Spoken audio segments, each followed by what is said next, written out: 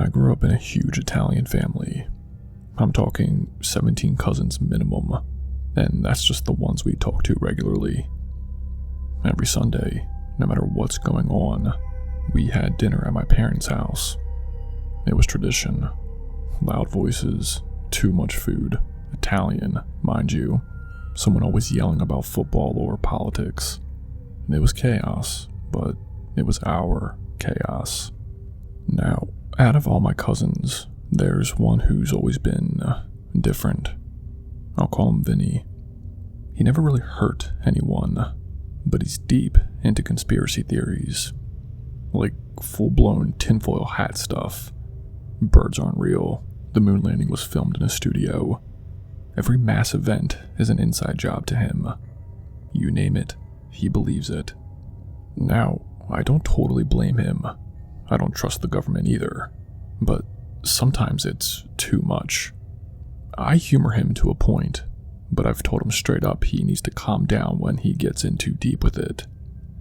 So, last year, we were all outside by the pool at my parents' place for Sunday lunch. It was a hot day.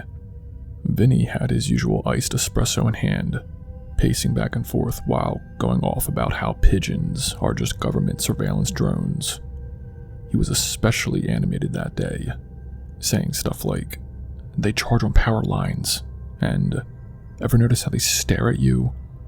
I was like, "Come on, man, you really believe that?" He nodded like it was the most obvious truth in the world.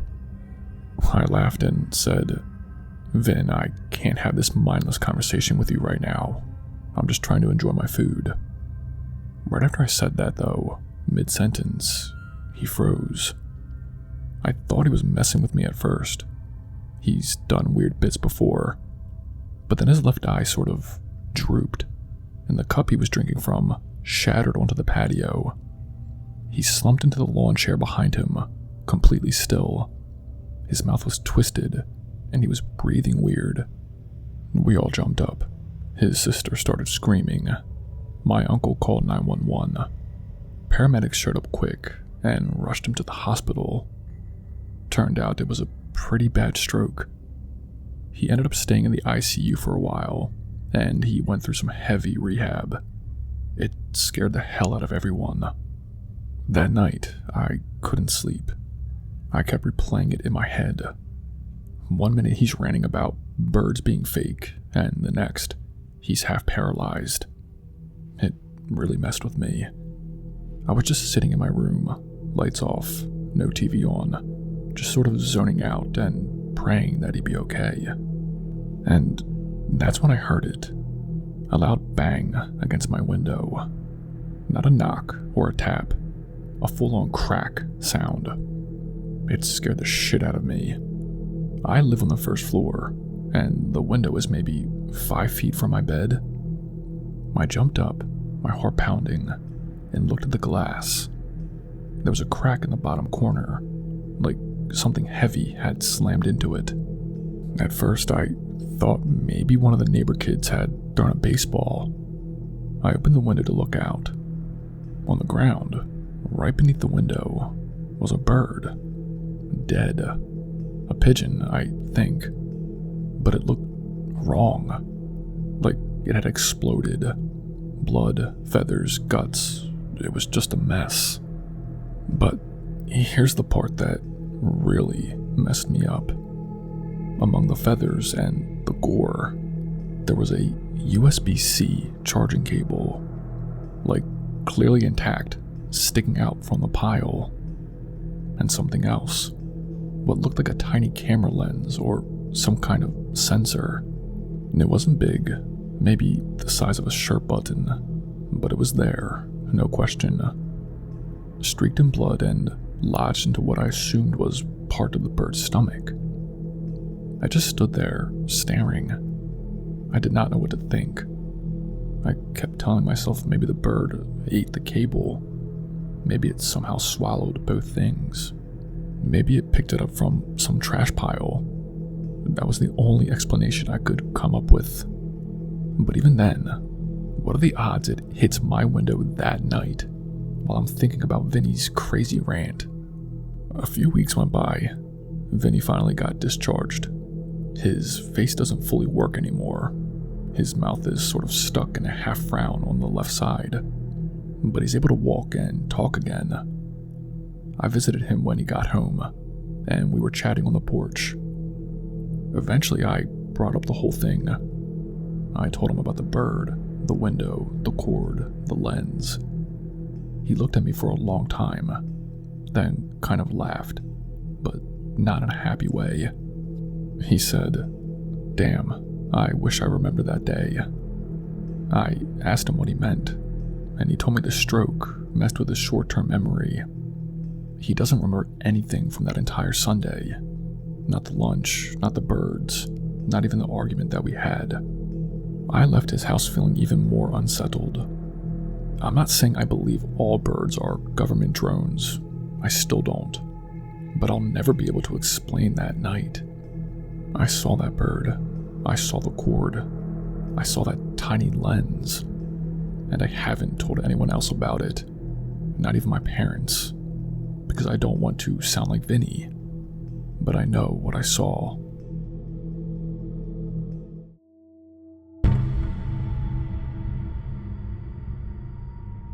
Every summer, my family rents the same beach house down in New Jersey.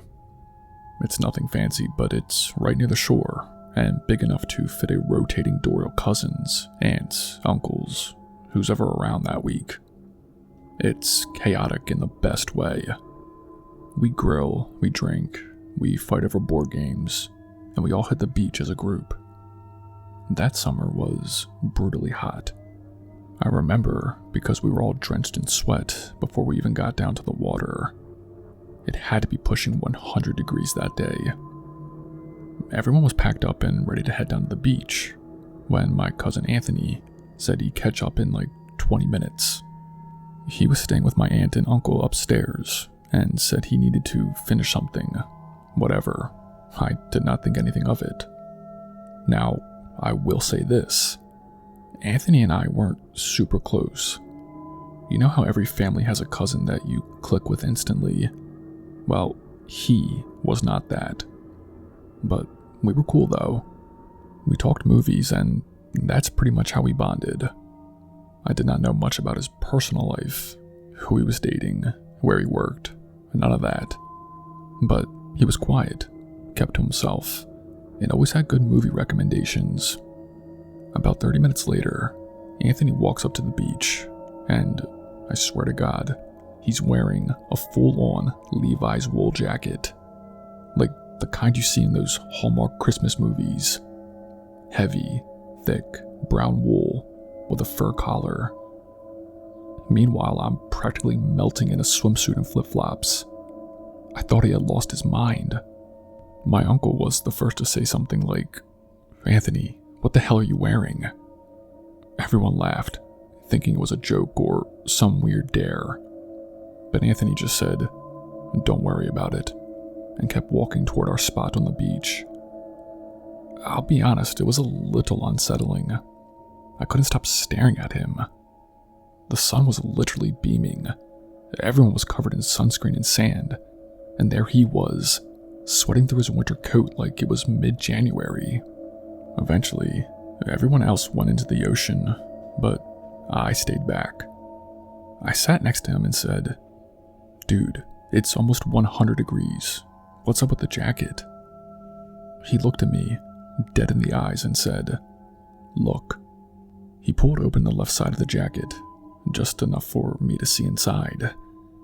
And there it was, a dead seagull, stuffed in the pocket like it was no big deal. I jumped back and said, "Dude, why the hell do you have that?"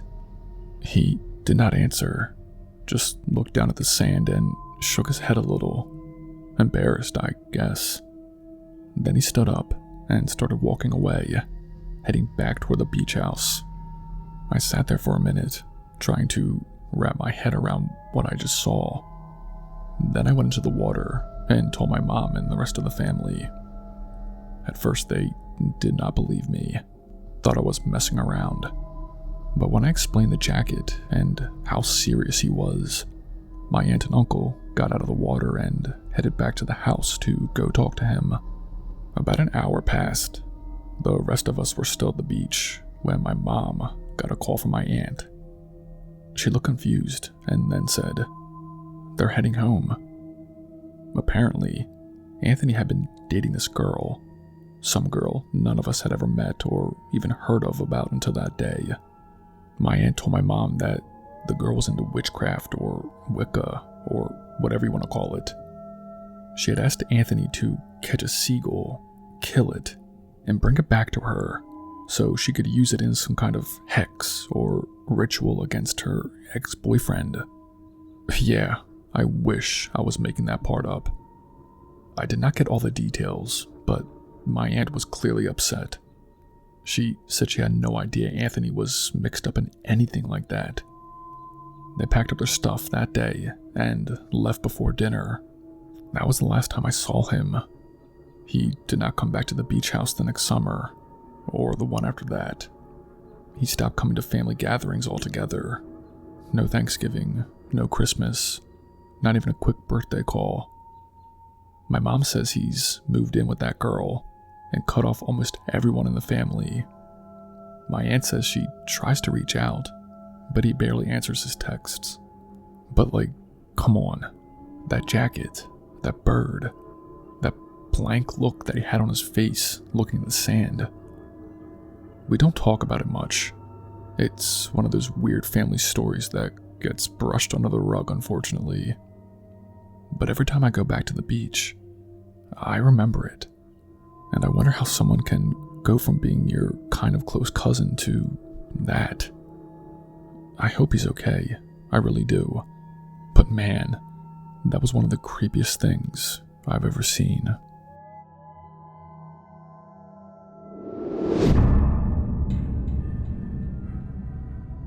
Hey there, Spooky. I'd figured I shared this with you since you said you look for true scary stories. This happened about 2 summers ago, and I still think about it more than I should. I've only told a few people because it makes me feel sick to my stomach every time I talk about it, but maybe it'll serve as a warning to someone else. So, I was on this walking and biking trail with my cousin. It's a paved path that runs through a couple of parks and wooded areas near where we live in Pennsylvania. Not super rural, but not busy like a city trail either. It's about a 10-mile loop if you go the full thing. We only planned on doing about 3 or 4 miles maybe. It was hot. I remember that clearly. It was pushing 90s and humid. We had water bottles, and we were both sweating pretty good just about a mile in. I remember joking that we should have stayed inside. Anyway, we were coming up on this rest area that had one of those standing maps. You know, the kind with the little "You Are Here" star, and a couple of benches nearby. Well, there was an older lady standing there, maybe late 60s, early 70s, thin, short white hair. She looked a little out of it. She was kind of hunched forward, squinting at the map like she couldn't read it. She was wearing one of those sun hats and light layers, but she looked pretty flushed, like she was overheating. My cousin, who's always the more helpful type, asked if she was okay. She turned and said she was trying to figure out how to get back to her car. She pointed behind her and said she thought she parked in the main lot, but wasn't sure which trail led back to it.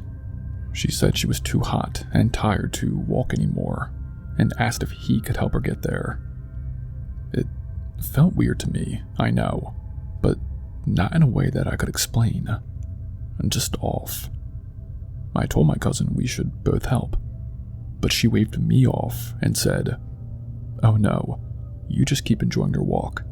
He can help me get back, and I'll be out of your hair." I did not want to be rude, so I just stayed near the benches while he walked with her, maybe 15 or 20 feet away, toward this little fork in the trail. That's when it happened. 2 guys came out from the trees just to the side of the trail, like they were waiting. I did not even see them until they were right there. One grabbed my cousin by the shoulder, the other tried to grab his legs. They were trying to drag him off the trail, and toward the silver or gray car that was pulled slightly into a dirt clearing maybe 30 feet from the path. I froze for a second. I'm not proud of that. I just didn't know what I was seeing. But my cousin did not freeze. He kicked one of them and started yelling, loud. Not just yelling, but full-on screaming. "Let go of me. Help. They're trying to take me." That kind of thing. There were other people on the trail, maybe a dozen spread out around the rest area. Some of them turned and saw what was going on. As soon as they did, the two guys let go and took off running toward the car. My cousin ran straight back to me, and I grabbed him and we bolted in the opposite direction. I looked back and saw the car speed off, tires literally kicking up dust. Someone tried to take a photo of the license plate, but I don't think it came out clear enough. It all happened so fast. We called 911 as soon as we could stop running and catch our breath. Cops showed up about 10 minutes later and took statements from everyone who saw it. They searched the area but did not find the car or the guys. And get this, the old lady wasn't there either. She had walked off before the cops arrived, which makes me think now that she was in on it. It had to be a setup. They never caught anyone. The police said they put out an alert and were increasing patrols around local trails, but nothing came of it. No follow-up, no arrests. It just happened, and then it didn't. I haven't been back to that trail since. My cousin either. What scares me more than anything is thinking how close they were to pulling it off. If there hadn't been other people around, or if my cousin did not fight back, I honestly don't know what would have happened. Anyway, I know this isn't some dramatic horror story with a twist ending, but it's real, and it messed with me more than I like to admit. Be careful out there, Mark.